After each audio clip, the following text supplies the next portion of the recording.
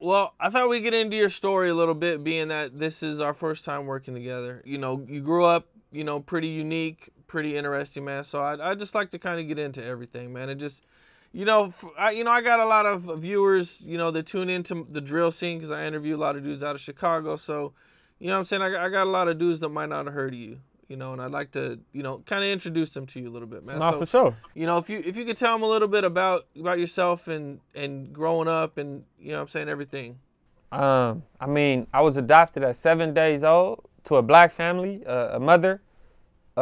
She already had 4 kids. They came from Shreveport, Louisiana. They moved to California like in 1965 or something. Her mother bought a property, but fast forward, she adopted me. She already had 4 kids. So I was raised in South Central. I was raised with a black family my whole life, like ever since like birth. Like I was 7 days old, so that's all I knew.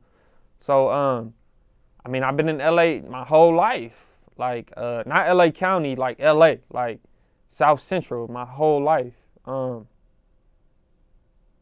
Yeah, I mean, early on she tried to have us in like better areas, like Windsor Hills, like paying more rent for like homes and shit like that. But shit, when I turned like 10 or 11, she couldn't do it no more. So we ended up moving to 53rd and Dinker.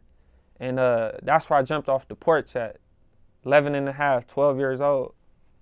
I like jumped off the porch over there. Did you always want to be in a gang even at a young age? I always, for some reason, like loved the streets. Like I had, like where my mother that adopted me, her mother bought a house when they came out here on 79th and Figueroa. That's between Figueroa and Hoover.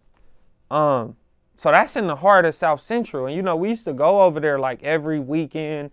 We running around as kids playing and shit. So I always grew up around that. I had cousins that was gang banging, doing prison time. Then my sisters, them was already older. Her kids that she already had, they was already older. So some of their baby daddies was gang bangers, shit like that. So yeah, bro, I always wanted to be in the streets for some reason. Like it sound crazy, but yeah, I just loved the streets, bro. Like for some odd reason. Did you start off claiming Hoover? Huh?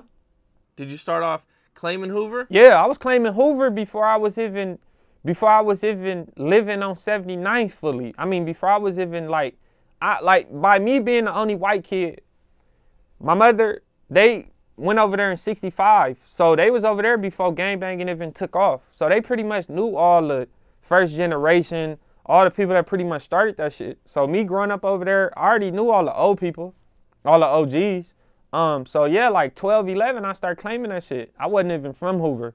Wasn't even like over there or nothing, but I was claiming it, telling people I'm from there, banging on them, dressing, Dickies at 12, writing on walls, everything. Yeah.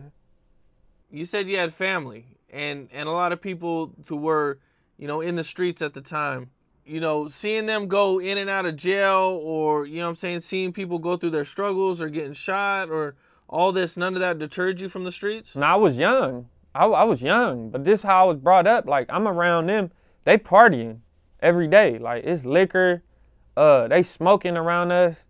Like, my mom and them, they was smoking around us. I ain't even gonna lie. Like, they in the car. They'll light a blunt up in the car and shit. So I don't know. I always been around, like, shit like that. I never had no brothers go in and out of prison or nothing like that, but I always knew about people. Like, soon as I jumped off the porch, I started losing friends. Nah, hell nah, that shit didn't deter me. It just made me want to do it more, to be honest. You got to think, like me, when I came up, that shit was like, you wanted to do that. Like, that's what it was in life. I'm just letting you know, like, when you grew up in that area, that's what it was, bro. Like, some people want to grow up and be like they family and be doctors. That's how you wanted to be. Like, it was just, that's how it was, bro. And then I didn't have no daddy. I didn't have no shit like that. So I just loved the streets. It started off with me, the regular shit. Like, I'm 12. I've been on 53rd already. I'm running around. We meeting people. Now I'm getting with the people that's like me. And everything started happening. Burglaries, robberies, the breaking the quarter pounds of stress down, selling that shit. It's everything, bro. Like, everything. And that was a bad area. This was going on around 12 years old? Yeah, 12. This real shit. Like, 12, bro. I'm not lying. Like, we was outside for real. Like, outside. And you said you started immediately losing friends, like getting arrested, or did you actually have friends killed? Nah, like, killed. that Nah, young? nah, I had friends killed early. I had friends that, like, we jumped off the porch together. I'm claiming this. They went and got put on this shit, some other shit. They get killed like a month later. Like, shot up like 6, 7 times at like 12, bro. This real shit. I had a homie at 16. I was 12. He got killed, shot up in the car. Yeah, it was a lot of that shit going on. I lived in a bad area. This is, you know where, C-Mac? I live like on the other, like it's a light that separate Dinker, 54th and Dinker. I lived on this side of the Dinker. So it was horrible, bro. It's like 4 or 5 different hoods within like a 2-mile radius. So it was bad early in the early 2000s. How do you think that affected you growing up? I don't know, bro. It just made me like do more stupid shit. It just made me want to be more in the streets. I mean, it made me want to wear Dickies more. It made me want to crease my Dickies harder. It made me only want to wear Pro Clubs. I was wearing Chucks, fat laces. I don't know, bro. Like and then you got to think, in my household, it was my mama, my sisters. It was all of them in there. I didn't want to be in no household with all women all day. So I didn't have no choice but to go outside, really. And just go outside, and then it started getting more serious. Started off just the regular shit though, you know, smoking. I hit my first house at 12, bro. We watched the people leave, went in they shit through a back window. All type of shit, bro. It was crazy. But I never got caught. Never. Like I never went to jail. Like I never went to jail at that time. I was doing a lot of shit, but we wasn't getting caught like that. Did you eventually go to juvie? I went to juvie at like 16. Yeah, 16. That's when I first like got caught for some bullshit. But we wasn't getting caught like that, bro. We was getting away with a lot of shit. We wasn't dumb. It was 3 people, and we was just doing everything. But 16, that's the first time I went to juvenile hall for some bullshit. We had found a truck. It had like, it was parked in like a parking lot, I think of a church. That's scandalous as hell, but we jumped the gate and went in his truck and took all the tools, bro. But it was like brand new saws and wrench sets and shit, like 13 or 14. That's the first time I ever got a like police station type shit. The first time I went to juvenile hall, 16 for a purse snatching. 16, I think I was 16, I snatched the purse, yup. It was bad back then. I was young, I didn't know no better. I ain't had nobody telling me nothing. So yeah, bro, like one day, and I used to be hungry, bro, like for real, like I was hungry as fuck. And one day I snatched the purse, bro, me and my homie. And we snatched the purses and we kind of had got away, bro. We was in the alley and shit.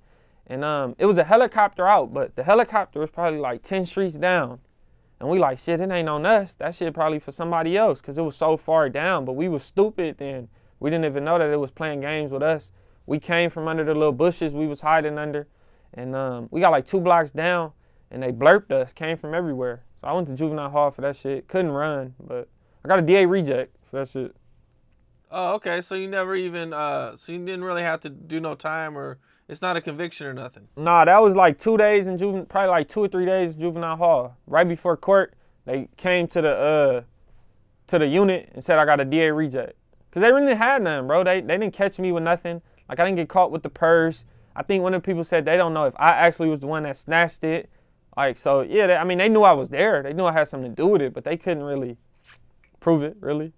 But They didn't have that. yeah, no, I never really went to juvenile hall like that. That was one time, and then that shit landed me. Like I started getting violations, and then I went to camp at like 18. They had me in juvenile hall and sent me to camp at 18 years old, like juvenile camp, for a dirty test. That was it. That was it? How long were you there? Camp, right before I was supposed to do 90 days. This was just for a drug test, a violation. I was supposed to do 90 days. But right before like the 90th day, I got a refile. Like they refiled me. So I went back to I had to go back to juvenile hall to go to court. But they just kept me in juvenile hall for like another 30 days or something. And then let me out that shit. But I never was going to jail like that as a juvenile hall. I mean, as a juvenile, I was lucky. I was never one of them kids that was 12 years old in and out of juvenile hall. Hell nah. Like, nah, hell nah.